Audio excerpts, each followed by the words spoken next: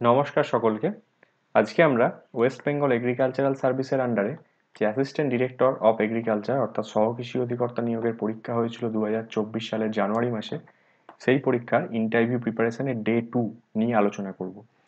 যদিও এই পরীক্ষার পিএসটি অর্থাৎ প্রিলিমিনারি স্ক্রিনিং টেস্টের রেজাল্ট এখনো আসেনি, তাও তোমরা যারা কনফিডেন্ট আছো আমাদের সাথে প্রিপারেশন কন্টিনিউ করতে পারো। আজকে আমাদের টপিক হলো important agricultural research centre in West Bengal. প্রথমেই আমরা রাইস রিসার্চ স্টেশন বা ধান গবেষণা কেন্দ্র নিয়ে জেনে নেব। আরআরএস বলা হয় যেটিকে। হুগলি ডিস্ট্রিক্টের চিনসুরা বলে একটি জায়গা আছে, এখানে এটি অবস্থিত। এর হিস্ট্রি যদি আমি বলি, 1965 সালে এটি প্রথম স্থাপন করা হয়। পশ্চিমবঙ্গ সরকারের কৃষি দপ্তরের অধীনে এটি 1965 সালে প্রথম স্থাপন করা হয়। কি উদ্দেশ্য নিয়ে? যে ইরিগেটেড এবং রেনফেড কন্ডিশনের যে রাইস ভ্যারাইটিগুলো আছে আমাদের, সেগুলো চিহ্নিতকরণ এবং উন্নতিকরণ অর্থাৎ আইডেন্টিফিকেশন এবং ডেভেলপমেন্টের জন্য এই রিসার্চ সেন্টারটি প্রথম স্থাপন করা হয়। বর্তমানে এর 3টি সাব সেন্টার বা উপকেন্দ্র আছে। কি কি আমরা দেখে নেব।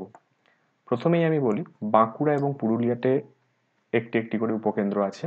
পুরুলিয়ার হাতওয়াড়া বলে একটি জায়গা আছে, ওখানে আছে।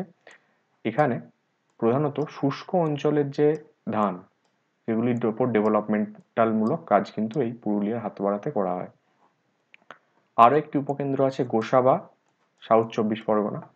এখানে নোনা এবং বন্যা সহনকারী যে ধান, সেগুলির ওপর রিসার্চ করা হয়। আরও একটি উপকেন্দ্র আছে গুসকরা, বর্ধমান। এটাতেও ওই ফ্লাড রেজিস্ট্যান্স যে রাইস বা বন্যা সহনকারী ধানের ওপর রিসার্চ কিন্তু এখানে কন্ডাক্ট করা হয়। এরপর আমরা দেখে নেব পালসেস অ্যান্ড অয়েলসিড রিসার্চ স্টেশন বা পিওআরএস নিয়ে। এটি কোথায় আছে? এটি মুর্শিদাবাদের বহরমপুর নামের জায়গাতে আছে। এই যে ডান দিকের বিল্ডিংটি তোমরা দেখতে পাচ্ছ, এটা হলো পিওআরএস এর অ্যাডমিনিস্ট্রেটিভ অ্যান্ড রিসার্চ বিল্ডিং। এখান থেকে কি ক্রস কোশ্চেন হতে পারে? রিসেন্ট কিছু ভ্যারাইটিসের নাম জিজ্ঞেস করা হতে পারে, এই পিওআরএস থেকে বা পালসেস অ্যান্ড অয়েলসিড রিসার্চ স্টেশন থেকে ডেভেলপ করা হয়েছে। এক্সাম্পল দিয়ে যদি আমি বলি, অনুষ্কা একটি ভ্যারাইটি, সঞ্চিতা একটি ভ্যারাইটি। এগুলো কিসের ভ্যারাইটি? হলুদ সোর্সের ভ্যারাইটি, যেগুলি ডেভেলপ করা হয়েছিল পিওআরএস থেকে। এর বিশেষত্ব কি?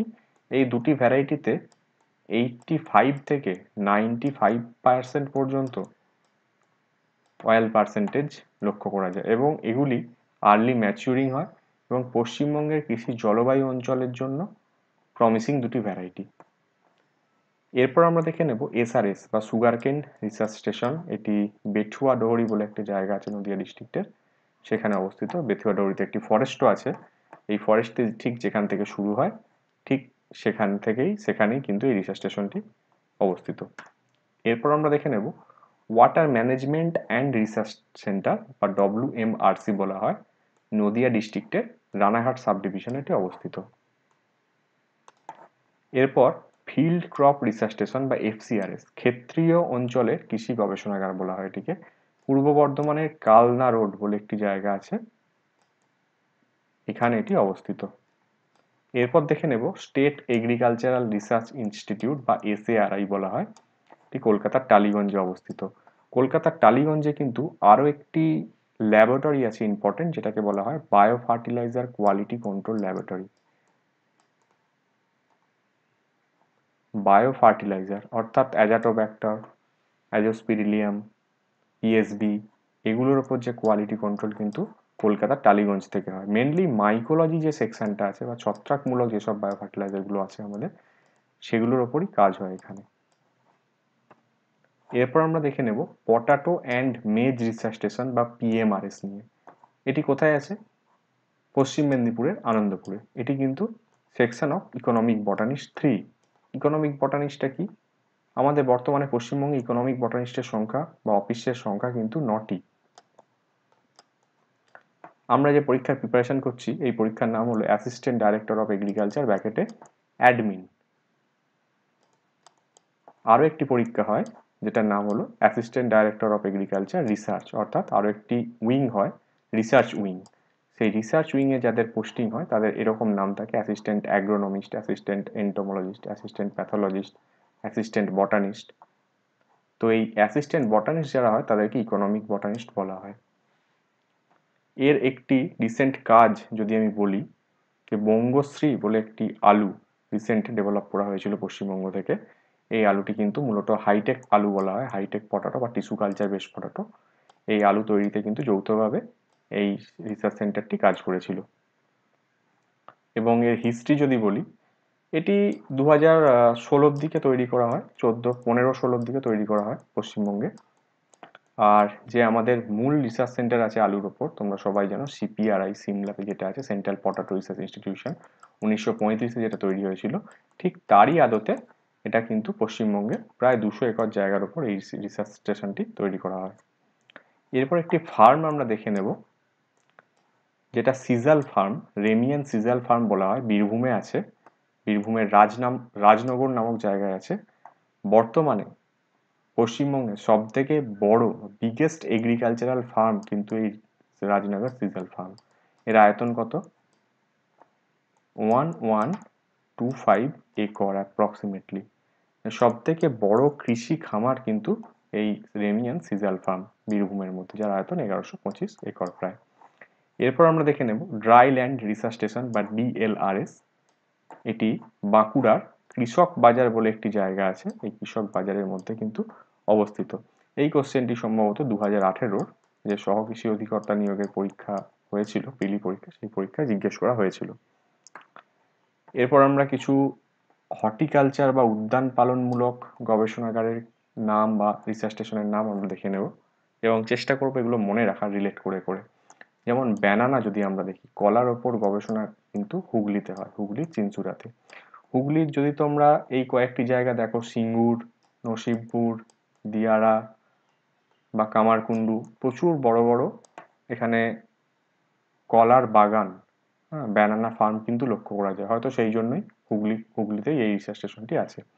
এরপর ম্যাঙ্গো, আমাদের সকলেরই পরিচিত বন্ধু বান্ধব বা পরিচিত কেউ না কেউ থাকে যার বাড়ি মালদাতে, যার সাথে আমরা আমের সময় এলে ঠিক সম্পর্ক ভালো করে নিই।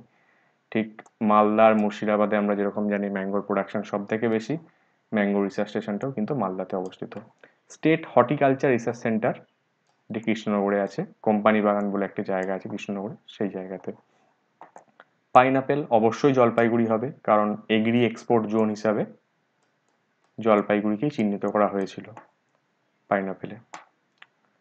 ক্যাশু ট্রপিক্যাল ফ্রুট, দীঘা, পূর্ব Medinipur. Coconut development board, Chandannagar, Hooghly. আরও একটি আছে কোকোনাট নার্সারি, যেটা কাজলাগড়ে আছে। Gardener training centre, Krishnanagar, Nadia বা মালি প্রশিক্ষণ কেন্দ্র।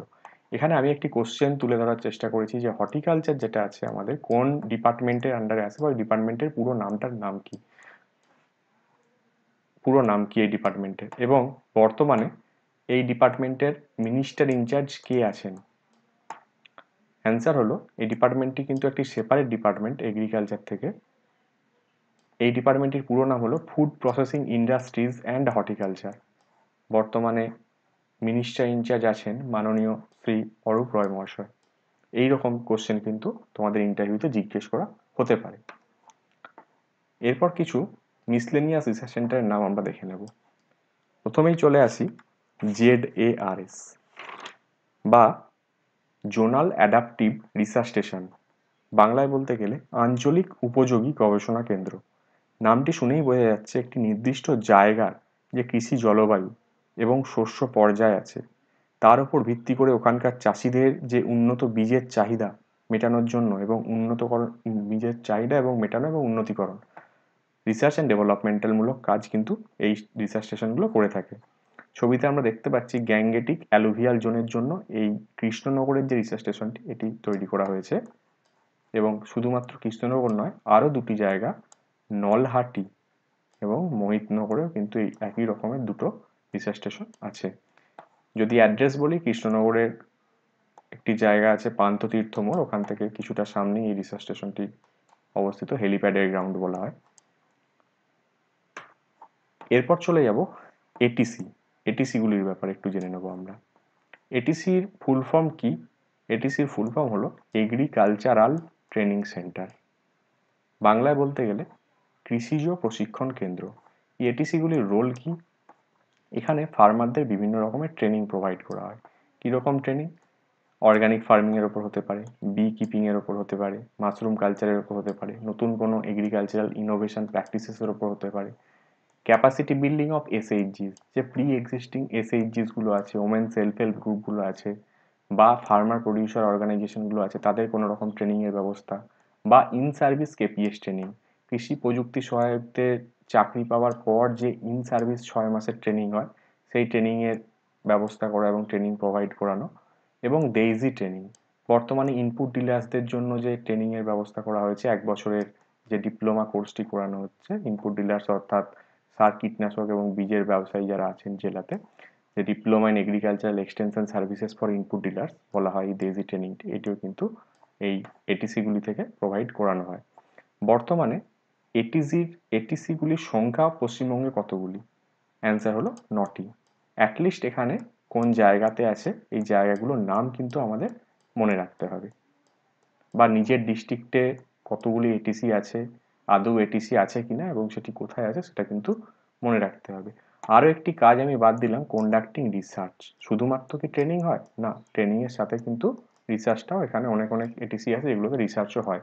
যে এটিসিগুলির সাথে ফার্ম অ্যাটাচড আছে, যেমন এক্সাম্পল দিয়ে যদি আমি বলি এটিসি ফুলিয়া, এটিসি ফুলিয়ায় কিন্তু একটি ফার্ম আছে, সেই ফার্মে বর্তমানে 400+ indigenous rice variety plus aromatic rice varieties, তার জার্ম প্লাজম বা জেনেটিক এন্টিটি বা জেনেটিক ম্যাটেরিয়াল কিন্তু কনজার্ভ করে রাখা আছে, যেগুলো রিসার্চ অ্যান্ড ডেভেলপমেন্টের কাজে ব্যবহার হয়। এবং এখানে একটি রাইস মিউজিয়ামও আছে।